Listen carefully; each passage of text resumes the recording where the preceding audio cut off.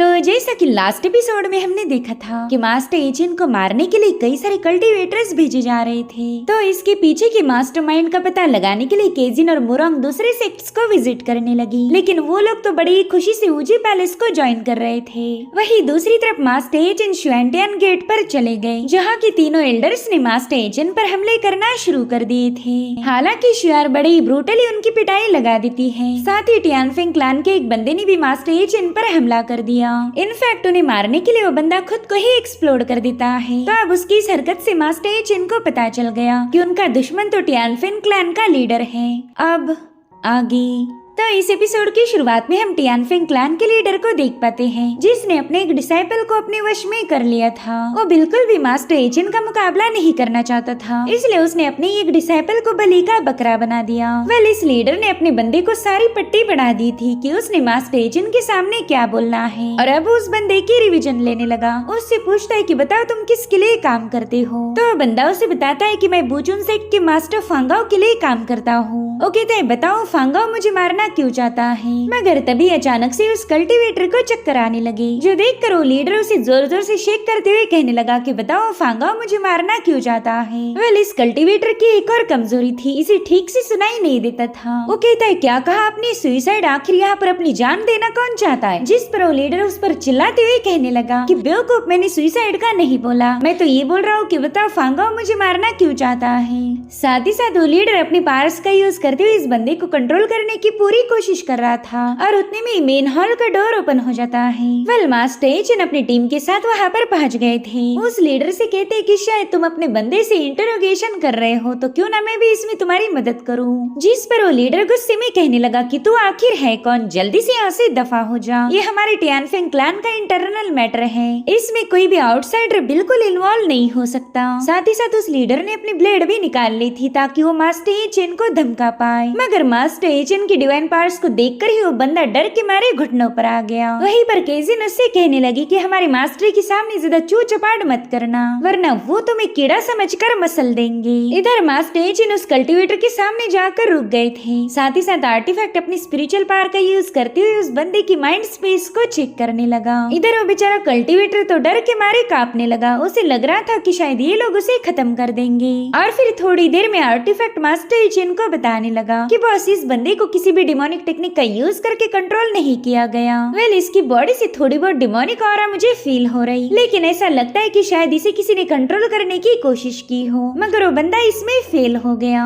अब अगर आप इससे सवाल पूछोगी तो चांसेस है कि आपको सही सही जवाब दे पाए। उतने में मास्टर एचिन उससे पूछने लगे कि बताओ फांगाओ कहाँ पर है। मगर इस बंदे को काफी ज्यादा कम सुनाई देता था, इसलिए वो कहता है क्या कहा आपने, पेस्ट्री? नहीं नहीं, यहाँ पर तो पेस्ट्री नहीं मिलेगी। तो केजिन उस पर एक लात जड़ते हुए कहने लगी कि बेवकूफ, हम पेस्ट्री की बात नहीं कर रहे, जल्दी बता तेरा सेक्ट मास्टर फांगाओ कहाँ पर है। जिस पर वो बंदा कह रहा था क्या कहा आपने, तुम्हारे बाल झड़ रहे? ना ना, मेरे पास तो इसका कोई इलाज नहीं। वेल, इस बंदे को काफी कम सुनाई देता था, और शायद इसी वजह से उस सेक्ट लीडर इसे कंट्रोल नहीं कर पाया। मगर ये बात इन लड़कियों को कौन समझाए कि ये बंदा वाकई बहरा है। इन तीनों ने मिलकर तो उसकी जम की धुलाई करना शुरू कर दी थी। तो वो बंदा रोते हुए कहने लगा कि यार तुम तो मुझे बेवजह ही पीट रही हो, सेक्ट मास्टर ने मुझे जो भी सिखाया था वो सब मैंने बोल दिया। जो सुनते साथ ही वो लीडर उससे कहने लगा क्यों मुझे फालतू का बदनाम मत कर, मैंने तुझे कुछ भी नहीं सिखाया, तूने ही तो कहा था कि तू फांगाओ के कहने पर ही मुझे मारने आया है। मगर उतने में शियार ने उस बंदे की मुंह की पेटी को सील कर दिया। उससे कहती कि एकदम खामोश रहो, ये बंदा हमें कुछ बताने की कोशिश कर रहा है। वहीं पर मास्टर एचिन उस कल्टीवेटर से पूछने लगे कि बताओ तुम्हारे सेक्ट लीडर ने तुम्हें क्या क्या सिखाया था। तो कल्टीवेटर कहता है कि इन्होंने मुझे बताया था कि मुझे बुचुन सेक्ट के असासिन का नाटक करना है, लेकिन मुझे तो समझ ही नहीं आ रहा कि आखिर ये मुझसे ये सब करवाना क्यों चाहते थे। मैं तो बुचुन सेक्ट के लोगों को जानता भी नहीं हूँ। साथ ही साथ हमारे मास्टर किसी पावरफुल बंदे को मारना चाहते थे, तो उन सभी असासिन्स को पॉइजन और वेपन्स प्रोवाइड करने का काम मुझे दिया गया। तो इस तरह से टियानफेंग क्लैन के लीडर की सारी पोल खुल चुकी थी। इनफैक्ट तीनों बंदियां उसकी तगड़ी धुलाई कर देती हैं। वहीं पर शियार अपनी बड़ी सी ब्लेड उठाकर उस बंदे के गले पर लगा देती है। उससे पूछती कि बताओ तुम हमारे मास्टर एचिन को खत्म क्यों करना चाहते थे। जिस पर वो लीडर रोते हुए कहने लगा कि पता नहीं तुम लोग क्या बकवास कर रहे हो, मैं तो तुम्हें ठीक से जानता भी नहीं, भला मैं तुम्हारे सेक्ट मास्टर को खत्म करने की जुर्रत कैसे करूंगा। जिस पर केजिन कह रही थी कि तुम ऐसे अपना मुंह नहीं खोलोगे, मेरे ख्याल से तुम्हें अब मुंह खुलवाने पर मजबूर करना होगा। आप केजिन उसे और टॉर्चर कर पाई इससे पहले मास्टर एजेंट कहते प्लीज रुक जाओ, मेरे ख्याल से इस बंदे से हम काफी देर से सवाल पूछ रहे हैं, तो क्यों ना इसे एक छोटा सा ब्रेक दिया जाए। चलो जल्दी से इसके सामने डिलीशियस खाना पेश करो। जो सुनकर मुरांग थोड़ी सी हैरान होकर कहने लगी कि ये बंदा आपको मारना चाहता है और आप हो कि इसे डिलीशियस खाना खिलाना चाहते। हालांकि मास्टर एजेंट इस पर कोई जवाब नहीं देते, उल्टा उन्होंने केजिन को हुक्म दिया था कि जल्दी से इसे तुम्हारे हाथ का बना हुआ खाना खिला दो। वेल केजिन तो खाने के नाम पर गोबर बनाती थी, तो अब उसने अपनी स्पेशलिटी यानी कि गोबर केक उसके सामने पेश किए। वेल ऐसे घटिया खाने को देखकर ही वो बंदा काफी ज्यादा पैनिक हो गया। वो बंदा कह रहा था कि प्लीज मुझे ऐसी घटिया सजा मत दो, अगर तुम्हें मुझे टॉर्चर ही करना है तो 2-4 मुक्के और मार लो, लेकिन ये खाना मैं नहीं खाऊंगा। मगर यहाँ पर इसकी बात भला कौन ही सुनने वाला था। मुरांग और केजिन ने मिलकर उसे जबरदस्ती 2 केक खिला दिए। वहीं पर मास्टर एजेंट ने उन्हें हुक्म दिया कि चलो एक बार फिर से इसे खाना खिलाओ। हालांकि अब वो बंदा काफी ज्यादा भड़क गया था, इसलिए तुरंत ही अपने डिमोनिक पावर्स को रिलीज करते हुए इन तीनों को साइड में पुश कर देता है। वहीं पर शियार सोचती है कि इस बंदे की बॉडी से तो बहुत ही स्ट्रॉन्ग डिमोनिक पावर रिलीज हो रही है। साथ ही साथ मास्टर एजेंट कह रहे थे कि चलो फाइनली अब तुम बाहर आ ही गए। जो सुनकर आर्टिफैक्ट कह रहा था मास्टर आपका अंदाजा पूरी तरह से सही निकला, ये बंदा तो वाकई पजेस्ड है। इधर उस लीडर ने अपने डिमोनिक क्लॉ का यूज करते हुए मास्टर एजेंट पर अटैक कर दिया था, लेकिन वो तो एक ही सेकंड में उसके अटैक को डिस्ट्रॉय कर देते हैं। और तब तक मुरांग और केजिन ने मिलकर उस लीडर पर अटैक करना शुरू कर दिए, मगर वो बंदा काफी ज्यादा पावरफुल था। वो बड़ी ही तेजी के साथ इनके अटैक को काउंटर करते हुए इन पर ही भारी पड़ गया। इधर शियार सोच रही थी कि ये बंदा तो किसी डीमन किंग के कंट्रोल में है, अगर इससे बात की जाए तो शायद हेवन रेल्म में जाने का मुझे रास्ता मिल जाएगा। ऐसे ही मौके की मुझे तलाश थी, अब इसे मैं हाथ से नहीं जाने दे सकती, इसलिए वो तुरंत ही उस लीडर पर अटैक करने के लिए रवाना हो गई। उन दोनों की क्लैश में वो पूरी जगह शेक होने लगी। साथ ही साथ केजिन और मुरांग भी पीछे की तरफ पुश हो चुकी थी। यहाँ पर हम देख पाते हैं कि शियार इस बंदे के साथ फाइट करते हुए उससे बात करने की कोशिश कर रही। उससे धीरे से कहने लगी कि शायद तुम्हें डीमन लॉर्ड ने यहाँ भेजा है, बल मैं भी उन्हीं के लिए काम करती हूँ। अब ये सुनकर उस लीडर ने तुरंत ही शियार को पीछे पुश कर दिया। साथ ही साथ वो अपनी पावरफुल एनर्जी को रिलीज करने लगा। वो दिल ही दिल में सोचता है कि अरे बाप रे, इन लोगों को तो हमारे डीमन लॉर्ड के बारे में ऑलरेडी पता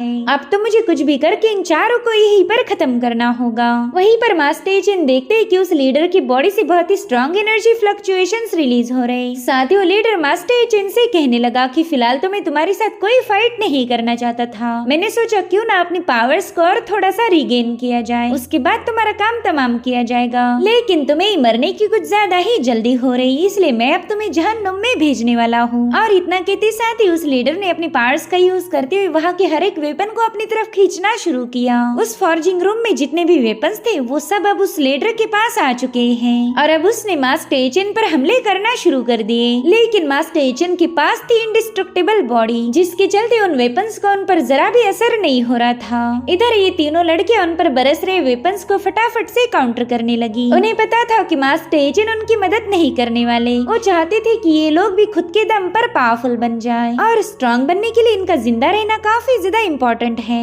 यहाँ पर शियार को भी समझ आ गया कि डीमन लॉर्ड उसे खामोश करना चाहता है। इधर वो लीडर देखता है कि ये तीनों बंदियां काफी ज्यादा स्ट्रॉन्ग हैं, इन्होंने उसके हर एक अटैक को डॉज कर दिया, इसलिए वो अब अपनी एक और टेक्निक को एक्टिवेट कर देता है, जिसका यूज करते साथ ही तीनों बंदियां अपनी जगह पर फ्रीज हो गई। अब ये लोग चाहकर भी कोई मूवमेंट नहीं कर पाएंगे और तब तक उस लीडर ने वहाँ मौजूद सभी वेपन्स को दोबारा से अपने पास समन कर लिया। उसने अब उन सभी वेपन्स का यूज करते हुए सीधे मास्टर एजेंट पर अटैक कर दिया था, मगर मास्टर एजेंट की डिवाइन पावर के सामने उसके वेपन्स एक सेकंड के लिए भी टिक नहीं पाए। वहीं पर आर्टिफैक्ट ने भी अपनी स्पिरिचुअल पावर का यूज करते हुए इस बंदे की मूव को फेल कर दिया। वेल वो इन तीनों लड़कियों को अपने कंट्रोल में लाना चाहता था, मगर आर्टिफैक्ट ने उसकी ये चाल नाकाम कर दी। वो बंदा तो हैरान होकर कहने लगा कि आखिर तुम लोग मेरे पोजीशन में क्यों नहीं आए, मैं तो किसी को भी आसानी के साथ अपने वश में कर सकता हूँ। जिस पर आर्टिफैक्ट जवाब देते हुए कहने लगा कि ना, मेरे होते हुए तो तुम ये सब नहीं कर सकते। साथ ही साथ वो बंदा देखता है कि अब मास्टर एजेंट उसकी तरफ आगे बढ़ रहे, तो उसने अपनी फुल पावर का यूज करते हुए उन्हें भी कंट्रोल करने की कोशिश की, जिससे वहाँ पर एक जोरदार ब्लास्ट हो जाता है। वो लीडर मास्टर एजेंट से कह रहा था कि वहीं पर रुक जाओ, हालांकि उसकी डिमोनिक पावर मास्टर एजेंट को छू भी नहीं पाती, इसलिए वो बंदा फ्रस्ट्रेट होकर वहाँ पर ढेर सारे ब्लास्ट करने लगा। वो कह रहा था कि तुम सभी को मेरे ऑर्डर को फॉलो करना है, मगर इनमें से कोई भी उसकी बातों पर तवज्जो नहीं दे रहा था और ना ही यहाँ पर उसकी मैजिकल पावर उसके काम आई। मास्टर एजेंट तो अब सीधे उसके पीछे आकर उस पर एक जोरदार पंच हिट कर देते हैं।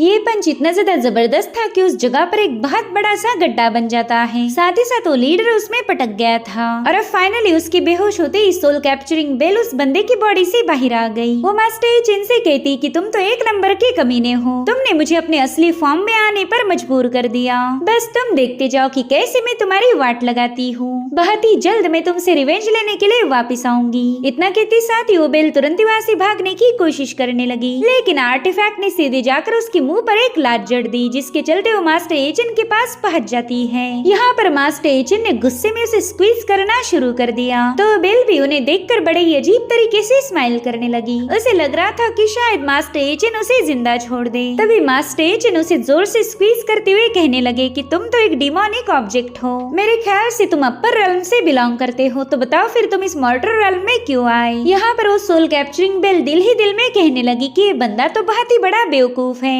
इतनी देर से मैं इस पर अटैक पे अटैक किए जा रही हूँ, लेकिन इसे अभी तक समझ नहीं आया कि डीमन लॉर्ड इसे मारना चाहता है। आखिर ये बंदा इतना इनोसेंट कैसे हो सकता। खैर कोई नहीं, अब मैं भी इसे उल्लू बनाऊंगी। और इतना कहते साथ ही उस बेल ने झूठ मूठ कर रोना शुरू कर दिया। वो मास्टर एचिन से कह रही थी कि प्लीज मुझ पर रहम दिखाएं। साथ ही साथ वो मास्टर एचिन को अपनी झूठी कहानी सुनाने लगी। वो कह रही थी कि हाँ, मैं अपर रेल्म से बिलोंग करती हूँ और एक्सीडेंटली मॉर्टर रेल्म में पहुँच गई। यहाँ आते ही मॉर्टर रेल्म के लोगों ने मुझे काफी ज्यादा परेशान किया। वो मेरी पावर्स का इस्तेमाल अपने खुद के फायदे के लिए करना चाहते थे और इसी वजह से मैंने डिसाइड किया कि मैं इस दुनिया के सबसे पावरफुल लोगों को मार दूंगी। और मेरा यकीन कीजिए कि आप उस लिस्ट में बिल्कुल भी शामिल नहीं थे। उतने में मास्टर एचिन उसे गुस्से में कहने लगे कि मेरे सामने झूठ बोलने की जरूरत मत करना, मैं तुम्हारे मुंह से सच जानना चाहता हूँ। और इतना कहते साथ ही उन्होंने उस सोल कैप्चरिंग बेल को टॉर्चर करना शुरू कर दिया। मास्टर एचिन के स्क्वीज करने की वजह से उसे काफी ज्यादा तकलीफ हो रही थी, इसलिए वो दर्द के मारे जोर जोर से चिल्लाना शुरू कर देती है। साथ ही साथ वो डीमन लॉर्ड से कह रही थी कि मालिक प्लीज यहाँ आकर मुझे बचा लीजिए, वरना तो ये बंदा मुझे मार देगा। वेल इस बेल में इतनी ज्यादा पावर है कि उसके चिल्लाने की वजह से इन तीनों को काफी ज्यादा तकलीफ होने लगी, मगर मास्टर एचिन तो उसे छोड़ने के लिए बिल्कुल भी तैयार नहीं थे।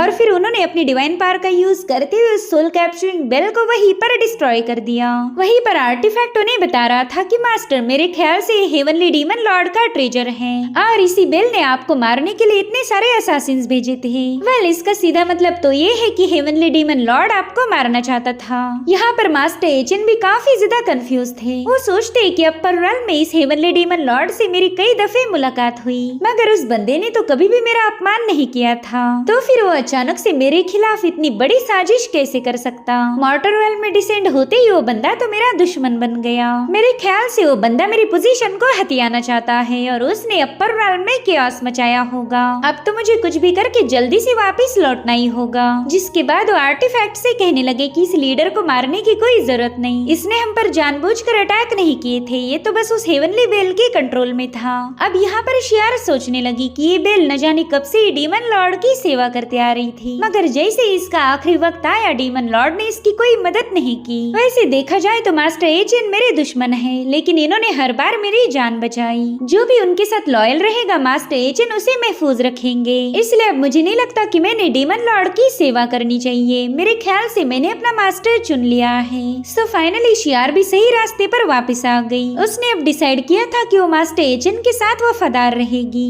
अब यहाँ पर मास्टर एचिन टियानफेंग क्लैन के गेट पर आ चुके थे। तभी टियानफेंग क्लैन का लीडर अपने कल्टिवेटर्स के साथ वहाँ पर पहुँच गया। वो मास्टर एचिन का शुक्रिया अदा करते हुए कहने लगा कि आपकी ही वजह से मैं उस डिमोनिक पोजीशन से आजाद हो गया। अगर आप मेरी मदद ना करते तो शायद हमारा टियानफेंग क्लैन पूरी तरह से डिस्ट्रॉय हो जाता। इसलिए हम सब ने मिलकर एक फैसला लिया है कि आज के बाद हम ऊजी पैलेस के वफादार रहेंगे। प्लीज हमें भी आपके ग्रेट ऊजी पैलेस का हिस्सा बना लीजिए। साथ ही साथ उन सभी लोगों ने मास्टर एचिन को अपना सेक्ट लीडर बना लिया था। तो इस तरह से मास्टर एचिन का ऊजी पैलेस दिन ब दिन काफी ज्यादा स्ट्रॉन्ग बनते जा रहा था। वो दिन दूर नहीं जब मास्टर एचिन का ऊजी पैलेस इस दुनिया का नंबर 1 सेक्ट बनेगा।